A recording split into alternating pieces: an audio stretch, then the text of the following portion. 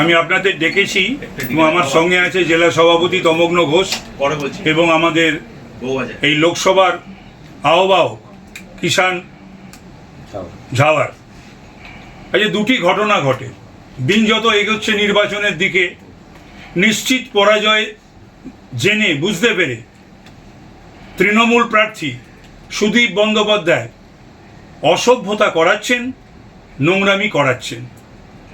আজকে নাকুদা মসজিদের পাশে 42 নম্বর ওয়ার্ডের বিস্কুট গলিতে একটি চট, প্লাস্টিক, জুতোর গোডাউন বা কারখানাতে ভয়ঙ্কর আগুন লাগে।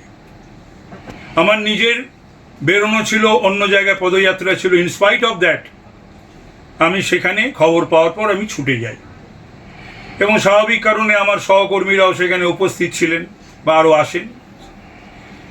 যেহেতু আমার উপস্থিতি এবং সেখানে তৃণমূলের এমএলএ নেই, তৃণমূলের এমপি কাম প্রার্থী নেই, তাতে জ্বালা হয় তৃণমূল কাউন্সিলর এবং গুন্ডা প্রকৃতির কাউন্সিলর। তো সে সেখানে পুলিশের সামনে সেখানে অভদ্রতা, অসভ্যতা করে এবং ওইখানে আমরা যাওয়াতে তাদের খুব অসুবিধা হয়ে যায়। জানতে অসুবিধা থাকে না। এবং তারপরে আমি যখন 29 নম্বরে যাই, আজকে 29 নম্বরে কমপ্লিট করি আমি পদযাত্রা টোটাল ওয়ার্ড। যখন আমি নারকেলডাঙ্গা নর্থ রোডে ঢুকি, সেখানে ওখানকার কাউন্সিলর তার সমস্ত 2 সাগরে, যাদের একজনের বিরুদ্ধে 3-4টে কেস রয়েছে এবং জেলখাটা আসামি, মোহাম্মদ জামিল এবং মোহাম্মদ আসিফ। এর পূর্বে কি হয়? এর পূর্বে 42 নম্বরে আমাদের সহকর্মী মোহাম্মদ শামীমকে গায়ে হাত দেয়, মারধর করে, কেস হয়েছে বড়বাজার থানায় এবং পুলিশের সামনে। আমি ওসি এবং ডিসির সঙ্গে কথা বলি, তৎক্ষণাৎ ওসি স্পটে ছিলেন, ডিসিকে ফোনে বলি এবং সেই গায়ে হাতটা দেন সেই গুন্ডা কাউন্সিলর মহেশ শর্মা। এ গেল 1। 2 হচ্ছে 29 নম্বরে আমি আমার সহকর্মীদের নিয়ে যখন পদযাত্রা করছি এবং নারকেলডাঙ্গা নর্থ রোডে করছি, সেখানেই মোহাম্মদ জামিল এবং মোহাম্মদ আসিফ তারা বলে মুসলিম মহল্লা মে কিউ ঘুসা। ভয়ঙ্কর কথা। আমি সঙ্গে সঙ্গে প্রতিবাদ করি। এগুলো পুলিশের সামনে হচ্ছে। এটাও আমি ডিসি, ইএসডি এবং ওসি নারকেলডাঙ্গাকে বলি। তো আমি দাঁড়িয়ে 2 বার প্রতিবাদ করি, এই সমস্ত কথা বলো না, এটা ভয়ঙ্কর কথা। এটা কি ভারতবর্ষ নয় নাকি? এটা কি পশ্চিমবাংলা নয় নাকি? আমি 13 বার এটা নিয়ে প্রার্থী, এর আগে 12 বার। কখনো আমাকে এই কথা শুনতে হয়নি। এবং আমি যে বিভিন্ন জায়গা থেকে বিধায়ক ছিলাম, সমস্ত জায়গায়, রাজাবাজারের বিধায়ক ছিলাম, জাকিরিয়া, নাকোদা মসজিদ, কলুটোলা এমএলএ ছিলাম, বরানগরের আলমবাজার, রাজাবাগানের এমএলএ ছিলাম। আমি জীবনে ধরনের কথা শুনিনি। আমি আমি অত্যন্ত শকড এবং ভাবিত, চিন্তিত, এবং এইগুলো সমস্ত কিছু করাচ্ছেন পরাজয় নিশ্চিত জেনে তৃণমূল প্রার্থী সুদীপ ব্যানার্জি। আমি এর তীব্র প্রতিবাদ করছি এবং ইসিকে আমি এক্ষুনি আপনারা চলে যাওয়ার পরই একটি চিঠি ড্রাফট করে ইসিকে দেব, copy to CEO, DEO, CP, concern DCs and concern OCs. তো ভয়ঙ্কর বিষয়। এবং যদি দেখা যায় যে কলকাতা পুলিশ আমাদের এই যে প্রচার অভিযানে ব্যাহত হয়, তাহলে পরে ইসি যেন আমাদের প্রচার অভিযান যেন ব্যাহত না হয়, অব্যাহত থাকে। এবং বেশ কয়েকটা ঘটনা ঘটেছে, সেগুলো যাতে পুনরাবৃত্তি না হয়, তাহলে কিন্তু আমাদের প্রচার যাতে ঠিকঠাক আমরা করতে পারি, ইসিকে সেই দায়িত্ব নিতে হবে, এনসিওর করতে হবে। আপনাকে প্রচারে মানে বাধা দিয়েছে বা এর থেকে এই তো বাধা দেওয়ারও তো থেকেও সাংঘাতিক। বলা হচ্ছে যে মুসলিম মহল্লা মে ঘুষা কিউ। শেষ পর্যন্ত ওখানে প্রচার করতে পেরেছি। 100 বার করেছে, পুরো বললাম তো, শুরুতেই বললাম। তোমরা বোধহয় মুশকিল হচ্ছে, তোমরা না পুরোটা শোনো না, দিয়ে ঘন ঘন উল্টো পাল্টা প্রশ্ন করো। এগুলো দয়া করে করো না, অন্তত আমার সঙ্গে করো না। বলো যে আমি প্রথমেই তো বললাম যে আমি 29 নম্বর ওয়ার্ডের পুরো প্রচার অভিযান চালিয়েছি, কমপ্লিট করেছি। আমি পালিয়ে যাওয়ার লোক নই, জীবনের দাও লাগিয়ে এই নির্বাচন লড়ছি। আমার প্রাণ চলে গেলেও কিছু যায় আসে না। কতবার বলবো এই কথা? আমি পালানোর লোক? দাঁড়িয়ে দাঁড়িয়ে মৃত্যুবরণ করব? তো পালানোর লোক আমি নই। যারা জানে তারাই জানে বলেছিলেন। কিন্তু আমি জানি না কোন অজানা কারণে, অজ্ঞাত কারণে মাননীয় মুখ্যমন্ত্রী, তিনি হয়তো জানতেন যে এটা তো দলের তরফ থেকেই করা হয়েছে, আর কি বলবো।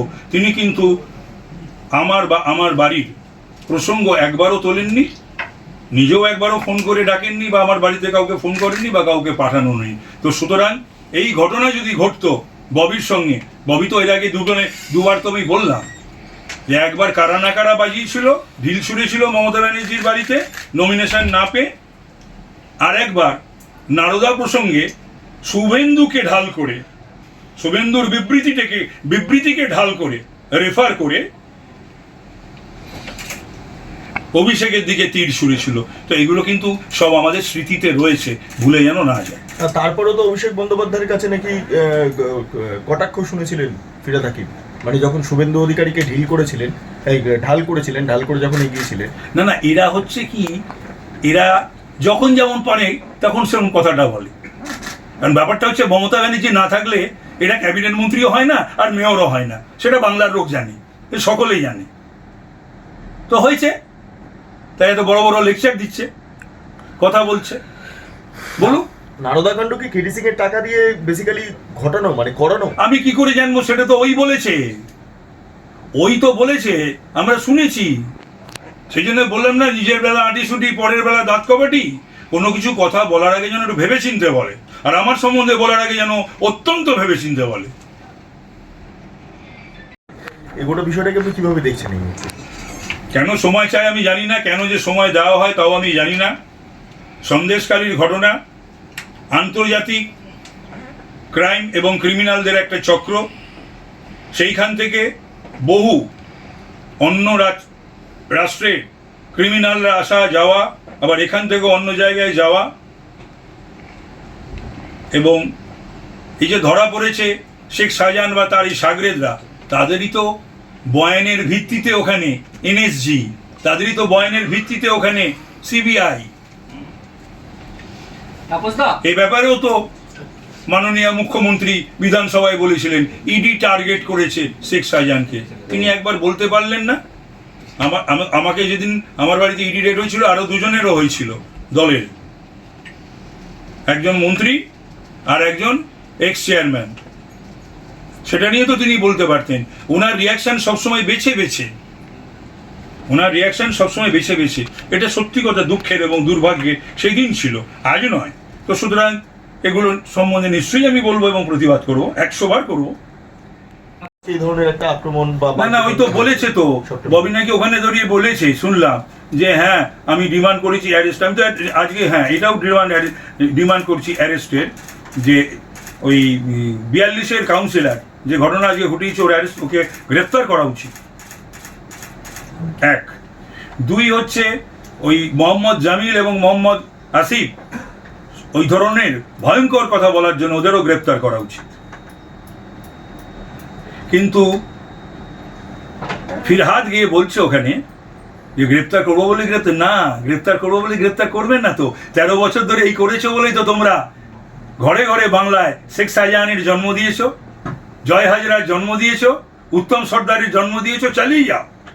বাংলার মানুষ যতদিন তোমাদের চালাতে দেবে চালাবে। কিন্তু তারপরে মনে রেখো যে কংগ্রেসের থেকে বা সিপিএমের থেকে বড় দল, বড় পার্টি কিন্তু তৃণমূল নয়। আজকে ওদেরও গুন্ডামি মানুষ দেখেছিল, উদ্ধত্ত দেখেছিল, রক্তচক্ষু দেখেছিল কংগ্রেস সিপিএমের। আজকে হাল ওদের কি? তার থেকে বড় দল তৃণমূলও নয়, আর তাদের থেকে বড় গুন্ডা তৃণমূলেও আসে বলে আমার মনে হয় না। বাড়িতে কতবার তল্লাশি হয়েছে সিবিআই? 1, 2 হচ্ছে যে ববিকে আমি চ্যালেঞ্জ জানাচ্ছি যে আমি 13 বছরে এই সরকার ছিল, আমি 13 বছর এমএলএ ছিলাম, মন্ত্রীও ছিলাম 2.5 বছর, ডেপুটি চিফ হুইপ ছিলাম। চ্যালেঞ্জ করছি, ওই যে বলেছে না ওয়াশিং মেশিন ইডি ঢুকেছে, বলুক আমার বাড়িতে ইডি কে ঢুকিয়েছে। আর পার্টি চুপ ছিল। ইডি ঢুকিয়েছে সুদীপ ব্যানার্জি, আর মমতা ব্যানার্জি শেখ শাহজাহানের পাশে দাঁড়িয়েছে। তাপস রায়ও একটা কথা বলেনি। ববির বাড়ির ইডি নিয়ে কথা বলেছে, ববির বউয়ের রান্নাঘর নিয়ে কথা বলেছে। আমারও একটা স্ত্রী আছে বা ছিল, তারও একটা রান্নাঘর ছিল। তো সুতরাং এটা সাবস্টেন্সিয়েট করে যে পার্টির থেকে এটা করানো হয়েছিল, তাই পার্টি পাশে দাঁড়ায়নি। 1, 2 হচ্ছে যে ববি এই সমস্ত কথা যেন না বলে, আর ভেবেচিন্তে যেন বলে। ববিকে নমিনেশন না দেওয়ার জন্য কারা না কারা মমতা ব্যানার্জির বাড়িতে কে বাজিয়েছিল, অত অসভ্য ঢিল মেরেছিল কে। 2, এই যখন নারদা নিয়ে কেস হয় এবং জিজ্ঞাসাবাদ হয়, তখন শুভেন্দুর রেফারেন্স দিয়েছিল এই ববি। শুভেন্দু রেফারেন্স দিয়েছিল, নিজের বেলা আটিসুটি, পরের বেলা দাঁত কপাটি।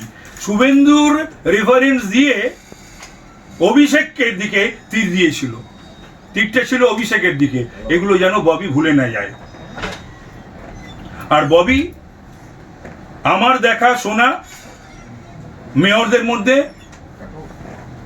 মোস্ট অপদার্থ এবং ব্যর্থ মেয়র, যার কলকাতা ইতিহাস সম্বন্ধে, কলকাতার ভূগোল সম্বন্ধে, কলকাতার সংস্কৃতি সম্বন্ধে কোনো জ্ঞান নেই। এবং ওর সময় সবচেয়ে বেশি আনঅথরাইজ কনস্ট্রাকশন কলকাতার বুকে হয়েছে। গার্ডেন ডিচে ওর কেন্দ্র, ও মন্ত্রী, ও মেয়র, 12 জন রমজান মাসে মুসলমান মারা গেছে। এরপর বড় বড় কথা কোন মুখে বলে? ও তো আমার পরে গিয়েছিল শুনলাম, সেটাও বোধহয় আমি যাওয়া শুনে। তাহলে ও কি ছবি তুলতে গেছিল, বা ওকে যারা ডেকেছিল, যদিও এমএলএ এমপি এখনো পর্যন্ত পৌঁছয়নি। তো সুতরাং কোনো কিছু কথা বলার আগে যেন ভাবনা চিন্তা করে বলে। আর আমার বিরুদ্ধে যদি ববির কাছে কেন, কারুর কাছে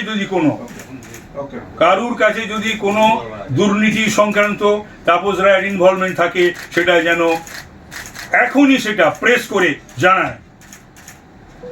বা ওদের অনেক এজেন্ট দালাল আছে ইডি সিবিআই, তাদের কাছে যেন কাগজ দিয়ে দেয়। এটা খুব দুঃখের এবং দুর্ভাগ্যের। দায়িত্ব রয়েছে, কোনো দায়িত্ব, সব যখন কেন্দ্রের দায়িত্ব, তখন কেন্দ্র তাদের কেন্দ্রের কাজ করছে। তো জ্বালা হচ্ছে কেন? ইডি সিবিআই এনআইএ এনএসজি তাহলে ঠিকই করছে। তার কারণ হচ্ছে জাতীয় প্রতিরক্ষা, দেশের প্রতিরক্ষা, দেশের সার্বভৌমত্ব। এগুলো তো রাজ্যের কাজ নয়, তো কেন্দ্রের কাজ ঠিকই করছে। আর অদ্ভুতভাবে ইলেকশনটা কেন্দ্রের হচ্ছে, এখানে ওই ম্যানিফেস্টো ইশতেহার ছাপানো হচ্ছে। জাতীয় পররাষ্ট্র নীতি, জাতীয় নীতি, প্রতিরক্ষা, জাতীয় শিক্ষানীতি, জাতীয় অর্থনীতি, এটা কি রাজ্যের ভোটে হয় নাকি? এই কেন্দ্রের ভোটে হয়। এটা তো রাজ্যের ভোটের সঙ্গে সম্পর্কিত নয়। কেন্দ্রের কি নজরদারির অভাব আছে, যার ফলে অস্ত্র ঢুকছে, অন্য লোক আসছে? বিষয়টা হলো যে কেন্দ্র ফেডারেল স্ট্রাকচারে কেন্দ্র এবং রাজ্যের মধ্যে একটা সুসম্পর্ক থাকবে। আপনি দেখেছেন কোনো রাজ্য সরকারকে এইভাবে ঝগড়া করতে কেন্দ্রের সঙ্গে? কোনো মুখ্যমন্ত্রীকে অহরহ অনর্গল কেন্দ্রের বিরুদ্ধে খালি কেন্দ্রের সঙ্গে ঝগড়া করেই গেলেন। তাহলে রাজ্যের উন্নতিতে রাজ্যের কাজটা কি করে হবে? সব সময় ঝগড়া করলে হয়? সব সময় গাল পাড়ছেন, সব সময় ঝগড়া করছেন। নবীন পট্টনায়ক করে? কোন মুখ্যমন্ত্রী এত কথা বলে বলুন আপনি? এত তো বাংলারও মুখ্যমন্ত্রী ছিল, এত তো ভারতবর্ষের বিভিন্ন রাজ্যের মুখ্যমন্ত্রীরা রয়েছেন। ব্যুরো রিপোর্ট, সোনারপুর বার্তা।